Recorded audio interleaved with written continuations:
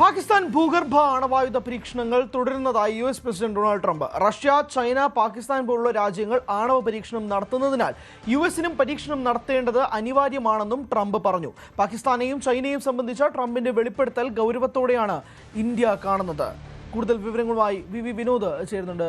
വിനോദ്, ഈ രാജ്യങ്ങളൊക്കെ നടത്തുന്നുണ്ട്, അവരാരും പുറത്ത് പറയാറില്ല. പക്ഷേ ഞങ്ങൾ ചെയ്യുന്നതിന് മുമ്പ് ഞങ്ങൾ കാര്യങ്ങൾ പറയും എന്നുള്ളതാണ് ട്രംപിന്റെ വിശദീകരണം. എന്താണ് കൂടുതൽ വിശദാംശം?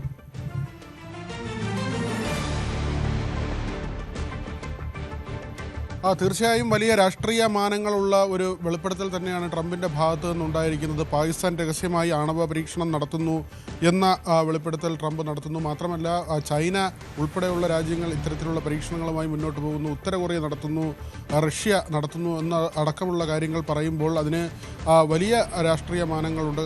പ്രത്യേകിച്ച് ഇപ്പോഴത്തെ ഈ ലോകരാഷ്ട്രങ്ങളുടെ ഇപ്പോഴത്തെ ഒരു സാമൂഹ്യ ക്രമം അനുസരിച്ച്. കാരണം ഇന്ത്യക്കൊക്കെ തീരുവ ഏർപ്പെടുത്തുന്നു, ചൈനയ്ക്ക് 100% തീരുവ എന്ന ഭീഷണിയിലേക്ക് ട്രംപ് പോകുന്ന സാഹചര്യം. പാകിസ്ഥാനും സൗദിയുമായി പ്രതിരോധ കരാർ ഒപ്പിടുന്നു. പലപ്പോഴും പറഞ്ഞു കേട്ടിട്ടുള്ളത് ചൈനയുടെയും ഉത്തര കൊറിയയുടെയും സഹായം പാകിസ്ഥാൻ ലഭിക്കുന്നു. പാകിസ്ഥാനിലേക്ക് ഉൾപ്പെടെ ആയുധക്കടത്ത് നടത്തുന്നു. ഉത്തര കൊറിയ ചൈന ഉൽപ്പാദിപ്പിക്കുന്ന ആയുധങ്ങൾ ഉത്തര കൊറിയയിലൂടെ പാകിസ്ഥാനിലേക്കും മറ്റ് തീവ്രവാദ സംഘടനകളിലേക്കും എത്തുന്നു എന്നതടക്കമുള്ള കാര്യങ്ങൾ.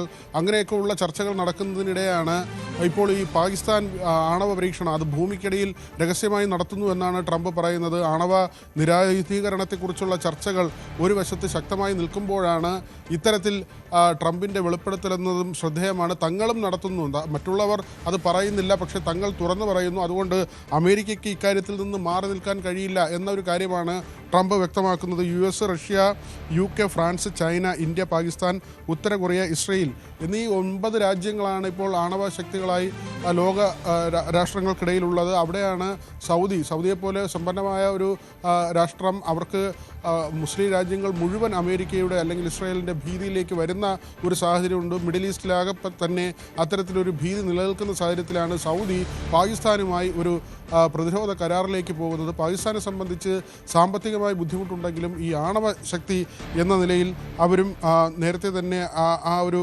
നിലയിലേക്ക് മാറിയിരുന്നു. അവിടെ വളരെ പ്രധാനപ്പെട്ട ഒരു നീക്കമായി തന്നെയാണ് ഇതിനെ കാണുന്നത്. അവിടെ ആണവ പരീക്ഷണം നടക്കുന്നു. പഹൽഗാം പോലുള്ള ഒരു ആക്രമണം നടന്ന ശേഷം ഇന്ത്യയുടെ സർജിക്കൽ സ്ട്രൈക്ക് പാകിസ്ഥാന് നേരെ ഉണ്ടാകുന്നു. ഡാമുകൾ അടച്ചുകൊണ്ടുൾപ്പെടെ പല തരത്തിൽ പാകിസ്ഥാന് മേൽ സമ്മർദ്ദമായി ഇന്ത്യ മാറുന്നൊരു സമയം കൂടിയാണ്. അവിടെയാണ് പാകിസ്ഥാൻ വീണ്ടും ഈ ആണവ പരീക്ഷണങ്ങൾ നടത്തുന്നു എന്ന പ്രധാനപ്പെട്ട ഒരു വെളിപ്പെടുത്തൽ ട്രംപിൻ്റെ ഭാഗത്തു നിന്നുണ്ടാകുന്നത്.